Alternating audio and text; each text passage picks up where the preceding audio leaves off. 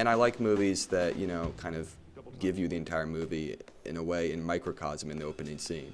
That was Damien Chazelle speaking on his directorial debut, Whiplash, which received many accolades and is widely renowned as a modern classic.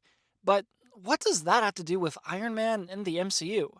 Well, I believe Iron Man 1 and the arc that Tony undergoes in that film function as a microcosm for the entirety of the Infinity Saga, just as Whiplash's opening scene acts as a microcosm for the rest of that film. Both Whiplash and the Infinity Saga make use of this clever narrative structure that Damien Chazelle highlights. When I mentioned this video idea to my fiance, she said, "Tony's like the Hamilton of the MCU. If you tell his story, you tell the story of the MCU." And she was absolutely right, I realized. For those of you not into Broadway musical theater, Lin-Manuel Miranda was able to tell the story of the Revolutionary War and early US history through the lens of Alexander Hamilton, just as the MCU tells the story of the Infinity Saga through Iron Man. But what do I actually mean when I say that Iron Man 1 functions as a microcosm for the Infinity Saga? Well, I really mean that Tony's arc in the first Iron Man movie foreshadows and even mirrors the progression and evolution of his arc across the entire Infinity Saga.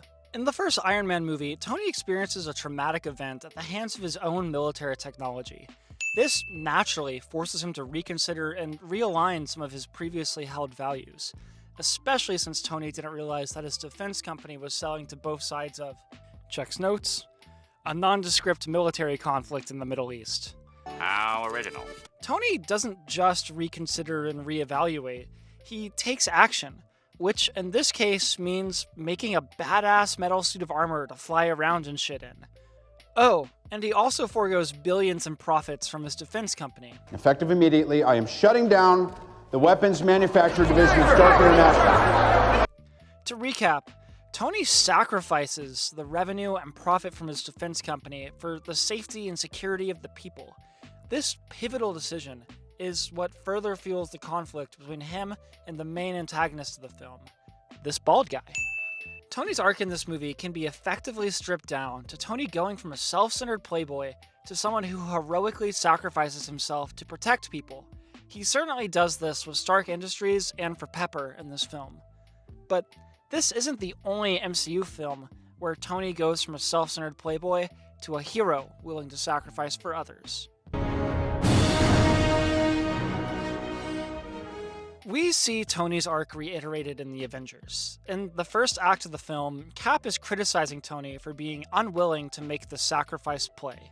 Tony even agrees with Cap, saying that he'd just cut the theoretical barbed wire instead of laying over it himself to protect others. Then, in the third and final act of the film, guess who makes the sacrifice play? Yeah, it's Tony. Duh. When the token pencil pushers decide the best course of action is to nuke New York City, it's Tony who risks his life flying the nuke through a wormhole to destroy the Chitauri mothership. And obviously, the Avengers isn't the only time Tony's gone from a hubris-riddled billionaire to something of a heroic savior. In Age of Ultron, it was Tony's own hubris that created Ultron, a weapon responsible for the death of innocents. Sound familiar? Obviously, Tony and the Avengers mitigated the damage from Ultron, but not without consequences. In Civil War, Tony, being technically an antagonist, wants to sacrifice his own autonomy, as well as other superpowered individuals' autonomy, via the Sokovia Accords, because he feels it would better protect people. Regardless of how misguided he is in this cause, he's pursuing it because he wants to protect people via his own sacrifice and guilt. And finally, we get to Endgame, the single most iconic time Tony sacrificed himself to save people. And this movie is very similar to all the other arcs Tony's undergone previously. He starts off the film having zero interest in personal sacrifice for the greater good because he wants to be there for his family. Granted, this is a bit of an alteration because he's not avoiding sacrifice for selfish reasons this time. Still, though, the structure of Tony's arc remains the same as it did in 2008. He starts off unwilling to sacrifice, and eventually sacrifices for the good of the people.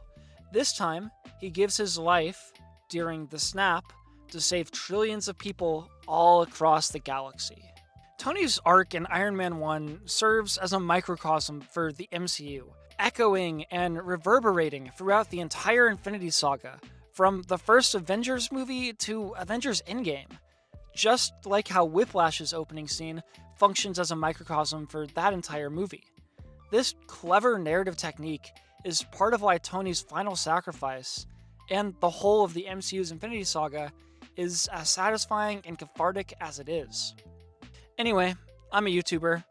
You know what I want. Do the like, comment, subscribe things if you feel like it, and I'll see you next time. Bye!